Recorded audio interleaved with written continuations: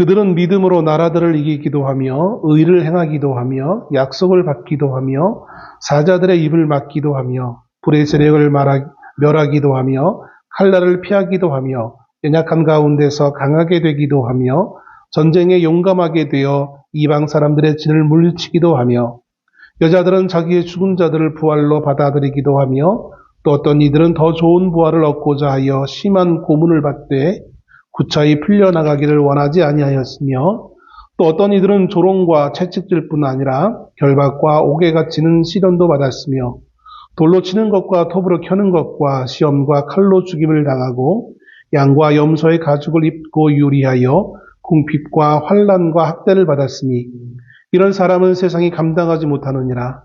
그들이 광야와 산과 동굴과 토굴에 유리하였느니라. 이 사람들은 다 믿음으로 말미암아 증거를 받았으나 약속된 것을 받지 못하였으니 이는 하나님이 우리를 위하여 더 좋은 것을 예비하셨은즉 우리가 아니면 그들도 온전함을 이루지 못하게 하려 하심이라. 아멘. 날씨가 쌀쌀해진 것 같습니다. 한 2주 전만 해도 덥다 했던 것 같아요. 제 기준으로는.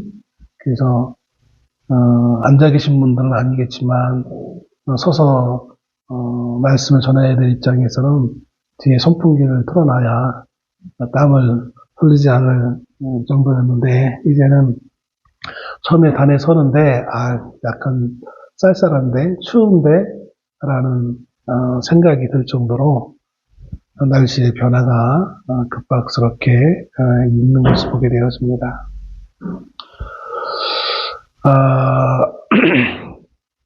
오늘 우리가 읽은 히브리서 말씀은 히브리서라는 이 성경은 신약에 있는 성경입니다.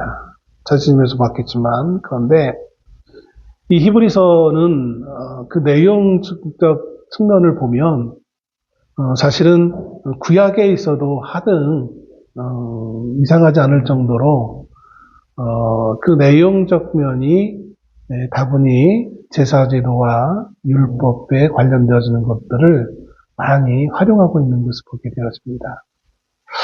이 히브리서를 누가 기록했는지, 하나님이 누구에게 영감을 줘서 기록했는지 학자들 사이에 여러 가지 통일된 의견은 없어요. 보편적으로 보수적인 입장에 있는 학자들은 이 히브리서를 사도 바울이 하나님의 영감을 받아서 기록했다라고 늘 말들을 합니다. 왜냐하면 사도 바울은 율법에 정통했던 사람이었고 그래서 제사제도와 아울러서 구약에 관련되어진 것을 잘 이해할 수 있는 사람이었기에 그런 것들을 활용하여서 기록하는데 부족함이 없었을 것이다라고 추측되기 때문에 사도 바울을 통하여서 히브리서를 기록했다라고 보통들 말들을 하기도 합니다.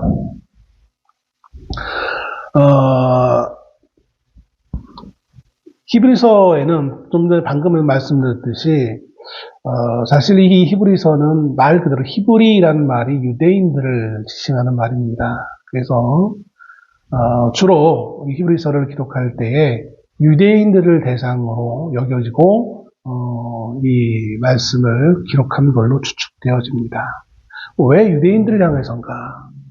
복음서에도 보면 마태복음 같은 경우가 주로 이제 유대인들을 향하여서 썼던 복음서거든요. 그래서 유대인들에게 익숙한 여러 가지 내용들을 거기다가 활용을 해서 그들에게 복음을 제시했던 겁니다. 마찬가지로 히브리서도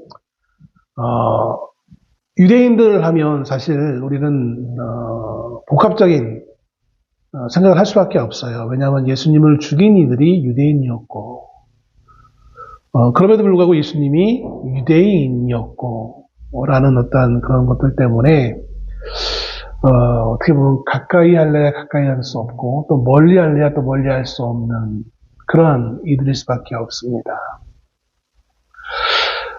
여전히 지금도 예수님을 믿지 않는 유대인들이 많은 태반이라기보다는 거의 많은 수가 예수님을 메시아로 받아들이지 않는 상황에 놓여 있는 것을 보게 되어지죠. 이 히브리서를 기록할 때도 마찬가지였습니다. 초창기에는 먼저 유대인들이 복음을 받아들이긴 했지만, 그러나 이제 그 유대인들이 복음화 되어지는 그 율이 이제 떨어질 수밖에 없는 시간이 지나가면서 오히려 유대인들이 더 복음에 대해서 거부하고 초대교인들이 모임을 가지면 당국에 정부에 신고하는 이들이 유대인들이었고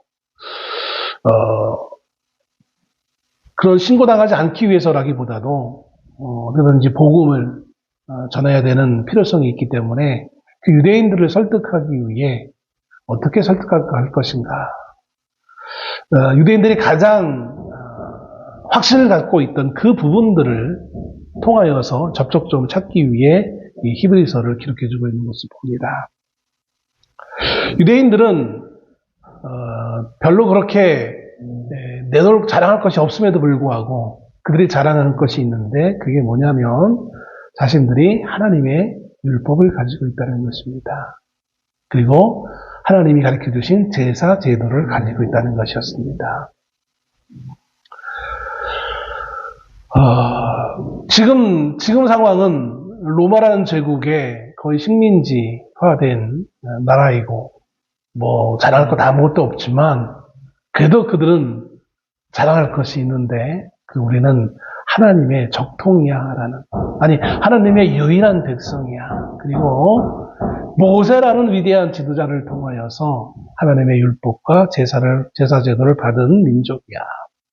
이것만이 세계의 유일한 것이야 라고 그들은 그것을 뽐내고 자랑하고 있었습니다. 그러니 그런 그들에게 예수를 말한들 이들은 예수가 뭐야 라고 할 수밖에 없었던 것이죠.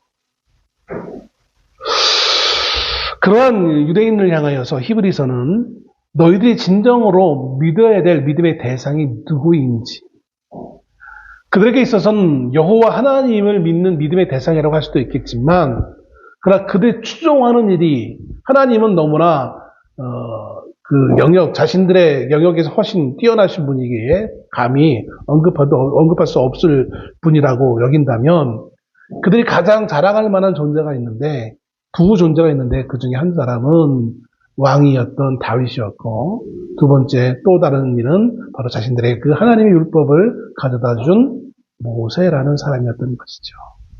그래서 모세의 말에 의하면이라는 말은 아주 절대적인 것입니다.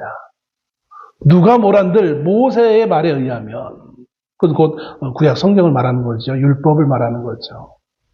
그 모든 권위가 모세의 율법에 있는 거예요.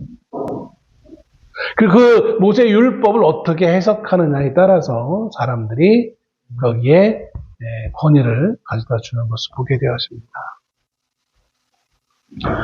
그런 유대인들을 향하여서 너희가 진정으로 믿어야 될 믿음의 대상이 누구인지, 너희가 기다리던 메시아가 누구인지, 그리고 너희가 그처럼 자랑하던 구약의 그 제사 제도, 또 율법, 그거보다 훨씬 더 우월하신 분이 있는데 그분이 바로 너희가 십자가에 죽였던 나사렛 예수 그리스도라는 사실을 증명하기 위한 것이 이 히브리서인 것을 보게 되어집니다. 너희들은 알지 못하여서 너희들의 제사 제도와 율법에 근거하여서, 물론 그거는 억지 적용이긴 하지만 예수 그리스도를 죽였지만, 너희가 생각하던 그 어떤 제사장보다 더 위대한 제사장, 너희가 생각하는 그 어떤 이들보다 훨씬 더 위대한 메시아이신 예수 그리스도, 그 구세주가 바로 예수라는 사실을 말해주고 있는 것이 히브리서인 것이고, 그리고 아울러서 그에 따라서 너희들이 그렇게 존경하고 있는 구약 역사에 나타났던 많은 믿음의 위인들에 대해서 오늘 11장에 와서 언급하고 있는 거예요. 누구나, 유대인이라면 누구나 인정하는 그 믿음의 사람들, 아브라함, 믿음의 족장들이었던 아브라함, 이삭, 야곱뿐만 아니라 사사와 또 선지자들, 또 알려져 있는 여러 위인들, 그런 사람들이 가지고 있던 그 믿음이 무엇이었는지, 하나님의 백성이라고 하는 그 증거가 어디에 있는지를 설명하고 있는 것이 이제 11장에 와서 이 믿음의 사람들을 언급하면서 전해주고 있는 것을 보게 되어집니다. 왜 그들을 성경은 믿음의 사람이라고 말하고 있는지를 아울러서 설명해 주고 있는 것이죠. 그래서 오늘 우리는 이 히브리서 11장을 믿음장이라고 별칭을 붙여서 이렇게 이해합니다. 믿음에 대한 어떠한 이론적 내용보다도 실제로 믿음으로 살았던 사람들을 언급하면서 이 사람들이 믿음의 사람들이었다라는 거예요. 그래서 아울러서 살짝 후반부에 와서 11장 후반부에 와서 이 믿음의 사람들의 삶의 모습들을 언급하면서 우리들과 이제 예수를 믿는 성도들과 비교하고 있는 모습을 후반부에서 말씀해 주고 있는 것을 보게 되어집니다. 믿음으로 살아가는 것이 얼마나 중요한 것인지, 믿음이 없는 삶이 얼마나 허무한 것인지, 그리고 믿음으로 살았다는 것이 어떤 모습으로 나타났는지에 대해서 말씀해 주고 있는 것입니다. 우리가 너무나 잘 알다시피 히브리서 11장 1절에 믿음은 바라는 것들의 실상이요 보이지 않는 것들의 증거니라고 말씀하면서 시작합니다. 이 11장 1절에 있는 이 말씀에 많은 사람들이 이게 뭐지라고 하면서 혼란스러워합니다. 믿음은 바라는 것들의 실상, 보지 못하는 것들의 증거라는 것이 도대체 이게 무슨 뜻이야? 라는 거예요. 이 말씀을 곰곰이 묵상하면서 저는 성경 안에서 이 실예를 하나 생각해 봤어요. 그러면서 사도행전 17장에 나와 있는 사도 바울이 아데네에서 전도할 때 있었던 사건을 제가 떠올렸어요. 2차 전도 여행 가운데 사도 바울과 그의 일행이 아데네에 도착합니다. 이 아테네, 성경에는 아덴이라고 번역되어져 있죠. 그래서 우리는 아덴이라고 익숙하지만 세계사적으로 본다면 아테네, 그리스에 있는 이 아테네를 의미합니다.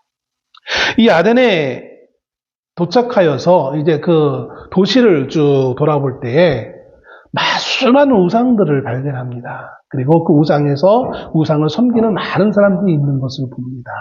그리고 심지어 거기에 어떤 우상까지 있었느냐면, 어떤 제단까지 있었냐면 알지 못하는 신이라는 것도 있었던 거예요. 거기에 알지 못하는 신에게 제사를 드리는 사람들도 있더라. 사도 바울이 아덴 사람들을 향하여서 설교를 하면서 그것을 꼭 집어서 이야기하는 거예요. 아덴 사람들아, 당신들이 얼마나 그렇게 종교적인 삶을 사는지 정말 대단하더라. 심지어 내가 보니까 우리 흔히 알고 있는 그리스 신화에 나온 그 많은 신들 있잖아요. 그 많은 신들뿐만 아니라 알지 못하는 신에게라는 제단이 있어서 거기에서 제물을 드리는 사람들도 내가 봤다. 그런데 내가 이제 당신들이 알지 못하는 신에게라는 그 알지 못하는 신이 누구인지를 내가 설명해 주겠다라고 하면서 이제 그리스 신화에 나오는 신들이 아닌 유일한 참 하나님, 이 세상을 지으신 참 하나님이 있는데 너희는 그 신이 있는 것은 추측은 하고 있었지만 너희들 생각에, 인간의 그 생각에 추측은 하고 있었지만 근데 전혀 몰랐던 그 신이 바로 우리가 지금 내가 말하고자 하는 천지를 지으신 여호와 하나님이시다라는 거예요. 이 아덴 사람들이 하나님이 어떤 하나님인지 몰랐어요. 모르지만 분명히 뭔가 있는 것 같아. 그래서 그들이 소망 가운데 있는 것 같아. 그래서 소망 가운데 그 신을 향하여서 제사를 드렸다라는 거예요. 예배를 드렸다라는 거예요. 그런데 이제 그 알지 못하겠던 그냥 믿음으로만 드렸던 그 신의 실체를 내가 너희에게 설명해 줄게라고 하면서 요 하나님에 대해 설명하는 거예요. 바로 그런 거예요. 믿음은 바라는 것들의 실상이요. 내가 소망하면서 무언가를 소망해요. 정확하게 알지 못해서 뭔가를 소망하면서 계속 찾았어요. 그런데 그걸 단지 소망만 하면서 찾는 거예요. 그러면서 나의 삶에 그 소망의 근거를 통해서 나의 삶에 영향력을 미쳐서 어떻게 살아가는 거예요. 나타난 현실들이에요. 그게 믿음이라는 거예요. 우리는 믿음 하면 믿음이 있어야 돼. 이렇게 이야기를 합니다. 믿음으로 살아야 돼. 그러면서 내가 믿음으로 살면 심지어 복권도 맞아. 기도하고 믿음으로 복권을 사면 당첨돼. 그렇게 믿음을 하고 얘기해요. 물론 그게 틀린 믿음은 아닐 수도 있어요. 믿음의 그림자일 수는 있겠죠. 그러나 믿음의 본질은 그것이 아니에요. 믿음으로 살다 보니까 나타나는 하나의 어떠한 실체인 것 뿐인 것이지 그 자체가 믿음은 아닌 거예요. 누군가가 질병이 걸렸어요. 질병이 걸려서 내가 믿음으로 기도했더니 병이 나았어. 병이 나은 게 믿음입니까? 그렇진 않아요. 믿음은 그것이 아니에요. 믿음의 대상은 성경에서 말하고 있는 믿음의 대상은 유일한 한 분이신 여호와 하나님이에요. 그 하나님의 인간의 몸을 입고 이 땅에 오신 그리스도 예수가 유일한 믿음의 대상일 수밖에 없는 거예요. 유대인들이 생각하고 있던 그 모세가 믿음의 대상은 될 수 없어요. 어느 유명한 대형교회의 목사가 믿음의 대상이 될 수는 없는 거예요. 그 목사가 아무리 하나님에 의해서 사용되어지는 정말 신실한 주의 종이라 할지라도 그분은 믿음의 대상이 될 수는 없어요.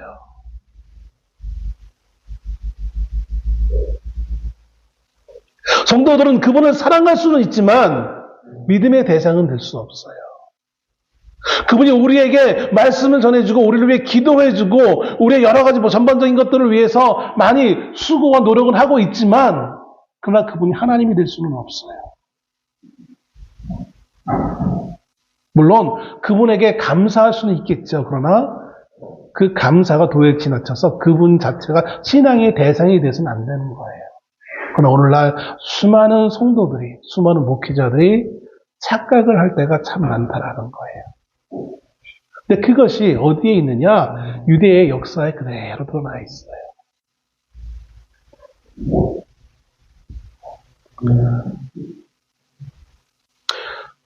우리가 생각해야 될 것은 히브리서 11장에 나와 있는 이 많은 믿음의 위인들이, 믿음의 사람들이 중요한 사람인 것은 맞아요. 그러나 이 11장에 이들의 이름을 이렇게 쭉 열거하고 있는 것은 그들의 믿음의 위대함이나 그들 자체의 위대함을 알리기 위해 이 내용을 기록해주고 있는 것은 아니라는 것입니다. 히브리서 오늘 우리가 읽은 11장 39절 말씀에 이 말씀을 다시 한번 읽습니다. 이 사람들은 다 믿음으로 말미암아 증거를 받았으나 약속된 것을 받지 못하였으니 여기 이 사람들이라는 것은 이 11장에 나와 있는 많은 사람들을 얘기하는 거예요. 아브람, 심지어 더 위로 올라가면 아벨도 나오고요. 이 많은 사람들이 어떻게 했다고요? 믿음으로 말미암아 증거를 받았대요. 이들이 가지고 있는 믿음으로 말미암아 이들이 믿음의 사람이었다는 증거를 받았어요. 그런데 문제는 뭡니까? 여기에 약속된 것을 받지 못하였다라고 말해주고 있는 거예요. 여기서 말하고 있는 이 약속은 11장 곳곳에서 언급하고 있는 약속들과 다른 의미가 있습니다. 11장 33절에 이렇게 말씀하고 있죠. 그들은 믿음으로 나라들을 이기기도 하며 의를 행하기도 하며 약속을 받기도 하며 사자들의 입을 막기도 하며 여기에 분명히 약속을 받았다고 얘기하고 있어요. 그런데 39장 9절에서 또 뭐라고 얘기하고 있습니까? 약속된 것을 받지 못하였다라고 얘기하고 있는 거예요. 아니, 같은 장 안에 33절에서는 받았다고 하더니 39절에서는 왜 받지 못했다고 했는가? 이거 오류가 있는 거 아니야? 라고 생각할지 모르겠어요. 그런데 33장에서 약속이라고 번역된 부분의 원문은 에판겔리온이라는 단어예요. 이건 복수입니다. 약속들이에요. 약속들. 반면에 39절의 약속은 텐 에판겔리안이라고 해요. 이건 단수예요. 그럼 복수와 단수가 무슨 의미가 있느냐? 아니, 복수와 단수의 의미가 있는 것이 아니라 그 앞에 ten이라고 하는 정관사가 있다는 거예요. 39절에는 정관사가 있고 33절에는 없어요. 쉽게 얘기해서 이런 거예요. 이 안에 사람들이 있어. 와, 이 안에 그 사람이 있어. 이 차이인 거예요. 약속들이라는 건 수많은 약속들이에요. 이 수많은 약속들은 각각의 개인들에게 주어졌던 약속들인 거예요. 민호에게 주었던 약속, 민영에게 준 약속, 나에게 준 약속. 각각의 약속들이 다 다를 수 있어요. 하나님이 어느 날 선지자를 부르실 때 약속을 하세요. 사사를 부를 때 이런 약속을 하시고, 노아를 부를 때 혹은 모세를 부를 때 이런 약속을 하시죠. 모세를 부를 때는 어떤 약속을 하셨습니까? 내가 너를 백성들의 지도자로 삼아 애굽에서 나오게 하겠다. 이게 약속이에요. 사람마다 오늘 시대와 또 여건에 따라 상황에 따라 각각의 사람들에게 주신 약속은 다 다를 수밖에 없어요. 그런데 그 약속은 각각 다르기 때문에 받은 사람만 알고 그 받은 사람이 삶을 살아가면서 그 약속이 실천되어진 것을 보여줄 수 있는 거예요. 오늘 본문의 말씀에 이렇게 하고 있죠. 많은 앞에서 이름을 언급한 믿음의 사람들도 있지만 우리가 읽은 본문의 33절부터는 이름은 언급되지 않지만 믿음의 사람들에 대해 추측할 수 있는 사람들이 나와요.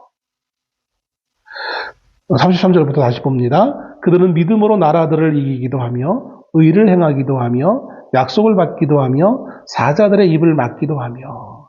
사자의 입을 막은 건 누굴까요? 여러분 기억나는 분이 있습니까? 구약 성경에 삼손일 수도 있고 다니엘일 수도 있죠.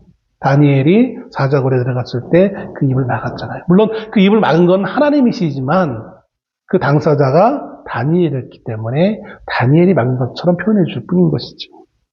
불의 세력을 멸하기도 하며 칼날을 피하기도 하며 연약한 가운데서 강하게 되기도 하며. 이런 사람들 역사 가운데 유명하진 않지만 수많은 보이지 않는 사람들이 있다는 거예요. 특정할 수 없을 정도로. 왜냐하면 우리가 복음을 전할 때에도 보면 개신교를 우리 한국에 개신교가 들어올 때도 많은 순교자들이 있었잖아요. 어느 나라 어느 지역을 통해서 복음이 증거될 때도 보면 수많은 순교자들이 나온단 말이에요. 그 이름을 기억할 수 없어요. 그런데 그들이 그 나라의 위협 가운데 목숨의 위협 가운데서도 복음을 계속 증거했어요. 그러다 죽었죠. 세상의 시각으로 봤을 때는 허무하게 그냥 죽은 거예요.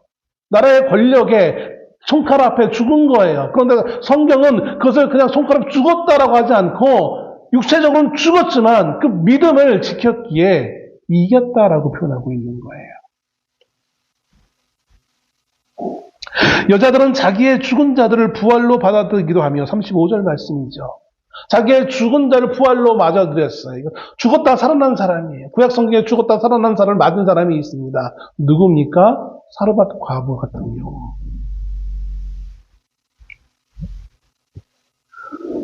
또 어떤 이들은 더 좋은 부활을 얻고자 하여 심한 고문을 받되 구차히 물러나기를 원하지 아니하였으며 어떤 이들은 조롱과 채찍질 뿐 아니라 결박과 옥에 갇히는 시련도 받았으며. 서두에 제가 이 히브리서는 사도 바울이 기록했다고 했잖아요. 추측된다고. 사도 바울 자신도 옥에 여러 번 갇혔잖아요. 돌로 맞기도 하고 톱으로 켜서 죽는. 예수님의 12 제자 가운데 한 명이 제일 먼저 순교하고 또 우리가 알고 있는 선지자들 가운데도 톱으로 죽는 선지자도 있죠. 이 많은 믿음의 결과물들이 나타나는 거예요. 여러분 믿음의 결과들이 꼭 재물이 많고 병이 낫고 기적을 일으키는 것만이 믿음의 결과물들이 아니라 순교도 믿음의 결과물들인 거예요. 근데 우리는 우리의 잘못된 시선으로 마치 좋은 것들만 믿음의 결과물들로 착각하는 거예요. 믿음의 결과물들은 이 땅에서 좋은 것도 있지만 이 땅에서 별로 사람들이 원하지 않는 것도 분명한 믿음의 결과물일 수 있는 거예요.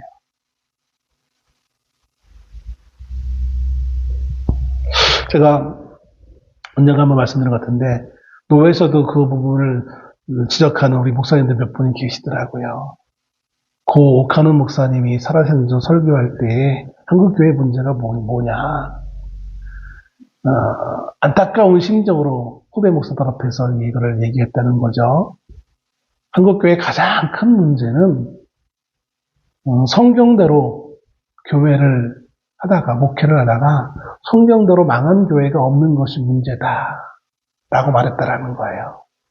처음에 들었을 때는, 젊었을 때 20대 그 말을 들었을 때는 맞아, 그래, 열정적으로 그렇게 성경대로 하나님 뜻대로 목회하다가 망한 교회가 없는 게 참 안타깝지 라고 생각했어요. 근데 어느 순간 제가 뭐를 생각하게 되어지냐면, 그 말이 과연 맞을까? 위대한 정말 좋은 선배 그 목사님을 비난하기 위한 것이 아니라, 그런 의미로 말씀드린 게 아닙니다. 그분은 그분이 보는 영역 안에서 그렇게 봤을 뿐인 거예요. 왜냐하면 그분은 늘 대형 교회, 큰 교회 위주로 봤거든요. 그분이 목회를 수천 명 모아놓고 수많은 사람들에게 영향을 미쳐서 한국 교회에 좋은 영향을 미친 것은 부인할 수 없는 사실이긴 하지만, 그렇다고 해서 그분이 대한민국의 모든 교회를 다 상황을 알 수 있는 것은 아니거든요. 그리고 그 성공이라는 그 공식이 다른 공식으로 이해할 수도 있거든요. 정말 이름도 없고 빛도 없는 곳, 낙후된 지역에서 평생 한두 명의 성도를 모아놓고 그 시골에서 제대로 대접도 받지도 못하면서 목회 사역을 하다가 목회를 마치신 선배 목사님들도 엄청 많아요. 우리가 몰라서 그런 것 뿐이지. 그냥 유명한 사람들만 우리 생각해서 그런 것이지, 그걸 놓고 본다면 성경대로 목회하다가 성경대로 망한 교회가, 목사님이 사역 다 마치시고 정년 은퇴하시고 교회 문을 닫으면 그게 망한 거지 다른 거 뭐 있겠습니까?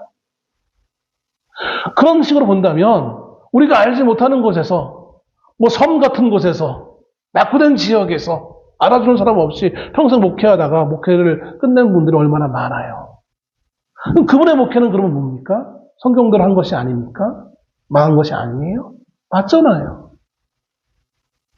옥하는 목사님은 큰 교회만 놓고, 눈에 띈 교회만 놓고 봐서 그걸 분별했기 때문에 그런 교회가 없어서 문제다라고 지적했을 뿐인 것이지, 정말 너무나 작아서 보이지 않는 곳에서 목회를 하다가 목회가 끝났기 때문에 그 어떤 주변 지역에 큰 교회 목사들에게 영향을 미칠 수 없는 상황에 놓여 있는 가운데서 목회를 했기 때문에 우리가 모를 뿐인 것이지, 얼마나 아름답게 목회를 했던 선배 목사님들이 많이 있는지 우리는 몰라요. 하나님만 아실 뿐인 것이죠. 그건 믿음의 목회라고 말할 수 없는 겁니까? 아니요. 분명히 믿음의 목회예요.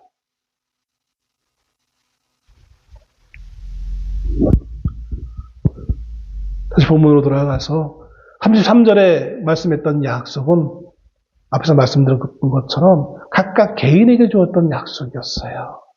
그 약속의 부름에 따라 그것을 가지고 자기 할 일들을 했던 사람들이라는 것이죠. 그런데 그런 그들에게 그 약속이라고 해요. 정관사가 붙은 39절에 있는 그 약속은 받지 못했어요. 그럼 그 약속이라는 건 과연 무엇일까? 그렇게 유대인들이 믿음의 사람이라고 언급하고 있는 그 수많은 사람들, 심지어 모세까지, 노아까지 받지 못했던 약속은 뭘까요? 그것이 바로 예수 그리스도인 거예요. 예수 그리스도. 그런 의미에서 예수님께서 복음을 전하실 때에 세례 요한에 대해서 말씀하시죠. 선지자 중에 가장 큰 자가 세례 요한이다. 여러분, 세례 요한보다 훨씬 더 능력을 행한 선지자가 얼마나 많아요. 얼마나 더 많은 사람들을 모았던 사람들이 얼마나 더 많아요. 선지자들 가운데. 그런데도 왜 예수님은 세례 요한을 모든 선지자보다 가장 큰 자라고 했습니까? 다른 많은 선지자, 우리가 흔히 알고 있는 4대 선지자 중에 한 명인 엘리야나 엘리사나 예레미야나 이사야나 이들도 하나님의 부름받아 하나님의 일을 했던 사람들이긴 맞아요. 또 백성들에게 하나님의 말씀을 증거해 줬어요. 그러나 직접적으로 예수님이 오실 그 길을 예비했던, 예수님 바로 앞에서 예수님을 소개하고 예수님이 요단강에서 세례받아서 올라오실 때 저분이 바로 어린 양이다 라고 소개했던 사람은 모든 선지자 가운데 유일한 세례 요한 한 명뿐이었던 것이죠. 그 메시아이신 예수 그리스도를 알아보고 그분을 맞이할 수 있었던 그 위치에 있던 선지자, 그는 세례 요한, 그가 유일했던 거예요. 그래서 모든 선지자보다 가장 크다라고 말하고 있는 것이죠. 이게 그렇게 불안하게 보이냐. 그래요. 오늘 히브리서 11장에서 말하고 있는 그 약속이라는 것은 바로 예수 그리스도라는 거예요. 그 예수 그리스도에 대해서는 약속받지 못했어요. 그래서 예수 그리스도를 그래서 그들은 보지는 못했어요. 메시아가 올 거라는 건 알았지만 그분을 보지는 못했다라는 거예요. 알지는 못했다라는 거예요. 그들의 믿음의 사람이라는 건 맞는데, 그래서 그가 각각 개인에게 주어진 그 약속들을 가지고 자신의 위치에서 자신의 할 수 있는 최선의 것을 다하여서 뭔가를 결실들을 맺어 왔고, 그래서 그것이 수많은 사람들에게 본이 되어 있는 역할을 했기는 건 맞지만, 그러나 그들에게 가장 마지막의 것, 그 약속에 대해서는 받지 못했다라는 거예요. 근데 그 약속을 받은 이들이 있으니 그게 누구예요? 우리예요, 우리. 그 우리를 통해서 뭐를 이룬다고요? 온전함을 이룬다라는 거예요.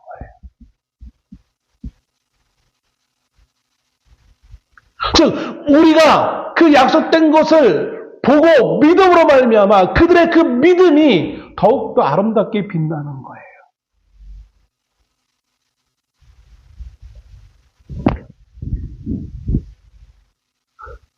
우리에게 온전함이 없다면 그들의 그 믿음조차도 사실은 그렇게 큰 의미가 없는 거예요. 이건 그들의 믿음을 약화시키기 위한 것이 아니라 별과 별 볼 일 없다라고 폄하하기 위한 것이 아니라 유대인을 향하는 거예요. 너희가 그 과거의 유산들을 그렇게 자랑하는데 지금 너희가 예수를 믿지 않는다면 너희가 가지고 있던 그것들 아무것도 의미가 없다라는 거예요. 이걸 한번 우리에게 적용해 볼까요? 우리가 흔히 예수 믿어서 복 받았다고 우리의 물질과 건강과 우리의 성공을 자랑하지만 우리가 예수를 모른다면 그건 온전한 것이 못 된다는 거예요. 오늘 현대 수많은 성도들이 예수를 말하기는 하지만 예수에 대해서 알기는 하지만 그분을 소망하지 못하고 바라지 못하고 그분을 믿지 못하는 데까지 이르는 안타까운 지경에 처한 것을 보게 되었습니다.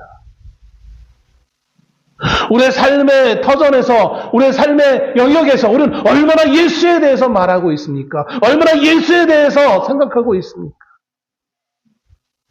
사람들과 관계하기 바쁘고 먹고 살기에 바쁘고 남의 것 빼앗기에 바쁘고 그래야만 내가 성공할 수 있으니까.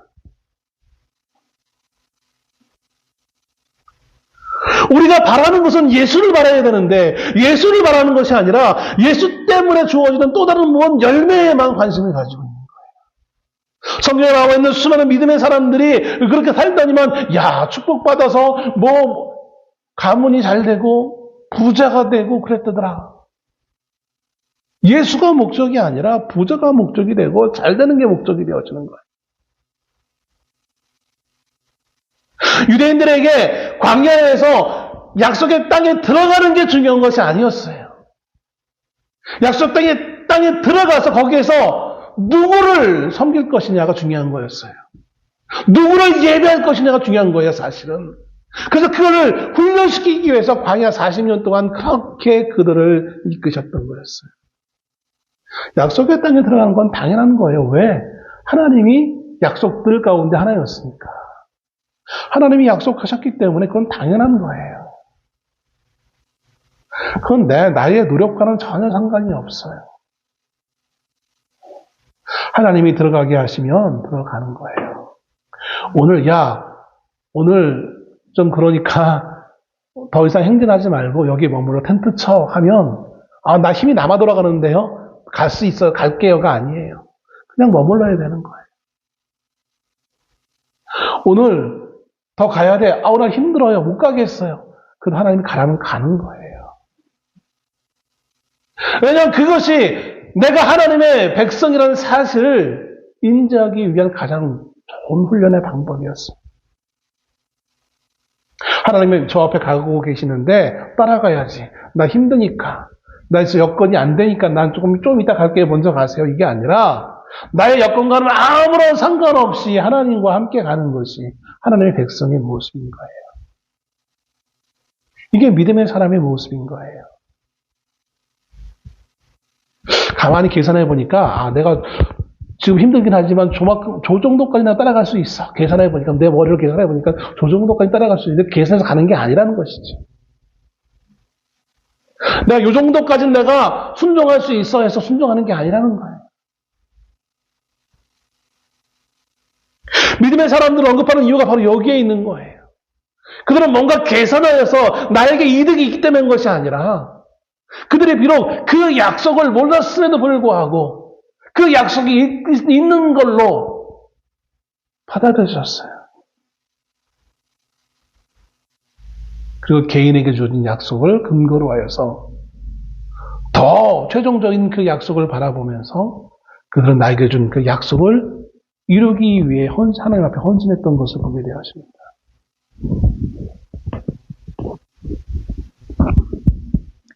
여러분, 우리는 하나님을 소망하고 있습니까?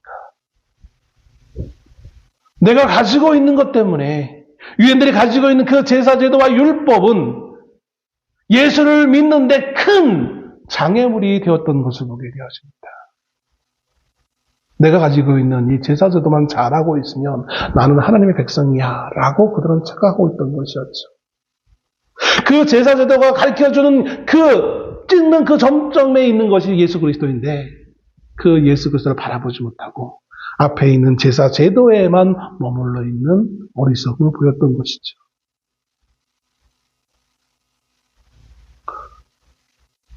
눈앞에 있는 것이 아니라 더 좋은 것이 우리에게 주어졌음을 하나님은 말씀하고 있는 거예요.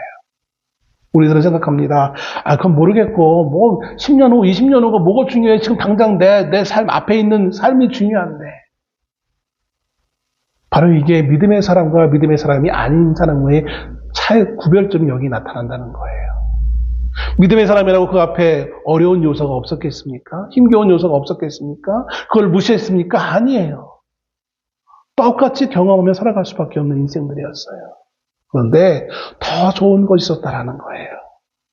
그 대표적인 예가 오늘 본문 11장 그 앞에 여러 인물이 나오지만 가장 대표적으로 유대인들이 가장 존경하고 있는 모세를 들어서 모세의 상황을 들어서 하나님은 설명해주고 있는 것을 보게 되어집니다. 24절에 믿음으로 모세는 장성하여 바로의 공주의 아들이라 칭함받기를 거절하고 언제 바로가 바로 공주의 아들 아니야 라고 거절한 적이 있습니까? 말로? 그런 적은 없어요. 말로 그런 적은 없어요. 그런데 그의 행동이 마치 그런 것처럼 나타났다는 사실인 거예요. 가만히 있으면 그냥 자연스럽게 그는 공주의 아들로 왕궁에서 호의호식하며 살아갈 수 있었어요. 근데 그는 아차하는 순간 뭐를 봤습니까? 자신의 동료 백성들, 동포들을 본 거예요. 동포들의 아픔을 본 거예요. 그리고 단지 그 동포들의 아픔을 본 그 이면에 하나님은 그 모세의 마음의 중심에서 뭐를 발견하시냐면 하나님을 발견하려고 하는 그 모세의 본능적인 모습을 본 거예요.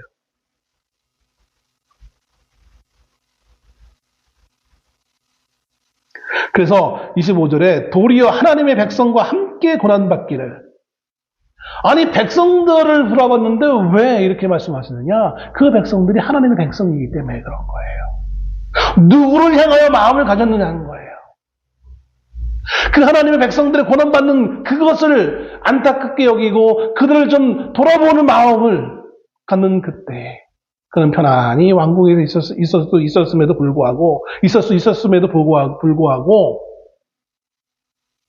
백성들을 향한 뭔가 액션을 취한 것이죠. 그래서 그는 고난의 삶을 살게 되어진 거예요. 그리고 그 고난의 삶을 하나님 뭐라고 여겨주셨습니까? 26절에 그리스도를 위하여 받는 수모로 여긴 거예요. 그래서 애굽의 모든 부하보다 더 큰 재물로 여겼으니 그 고난 받는 것을 애굽의 모든 부하물보다 훨씬 더 귀중한 걸로 여겼다라는 거예요. 하나님은요 얼마나 사랑이 넘치시고 긍휼이 여기신지 우리의 조그만 행동을 이 하나의 행동을 하나로 여기지 아니하시고 100으로 평가하시는 거예요. 이게 하나님의 은혜이고 긍휼이 여기심이에요. 더 좋은 것을 바라보고자 하는 그 마음. 그 더 좋은 것은 물질에 있는 것이 아니고 눈에 보이는 것에 있는 것이 아니라는 거예요. 그의 우연찮은 그 행동이, 그 마음 씀씀이가 하나님의 마음과 부합되어졌어요. 처음부터 계획적으로 나 하나님의 마음에 들어야지 해가지고 이렇게 한 게 아니란 말이에요. 우리 행동의 삶의 중심이 어떤 가치관을 가지고 우리는 살아가느냐는 거예요. 그저 나 혼자 잘 먹고 잘 살기를 원하면서 그러기 위해 사람들과 상대하고 있는지, 그리고 하루를 살아가고 있는지, 아니면 나 혼자가 아닌 또 무언가 하나님이 나에게 주신 그 은혜의 말씀에 비추어서 나의 삶을 살아가고 있는지. 여러분, 시간이 또 많이 갔는데 이제 어느덧 12월 12.3 상태가 거의 이제 1년 가까이 되어 갑니다. 이제 11월 달이니까 이제 한 달 남았어요. 한 달 반 1년인데 12월 3일 날 그렇게 군인들이 국회에 올 때에 어떤 군인은 그걸 반대해서 거기 동조하지 않은 사람도 있잖아요. 어떤 사람은 군인들이 그럴 때에 사람들은 그걸 폄하하기 위해 저거 뭔지도 모르니까 저렇게 나섰지라고 말할지 모르겠지만 군인들을 총 들고 있는 군인 앞에 장갑차 앞에 자신의 몸을 내던지면서 나갔던 사람들이 있단 말이에요. 그들이 대단한 뭐가 있어서 그렇게 했습니까? 아니에요.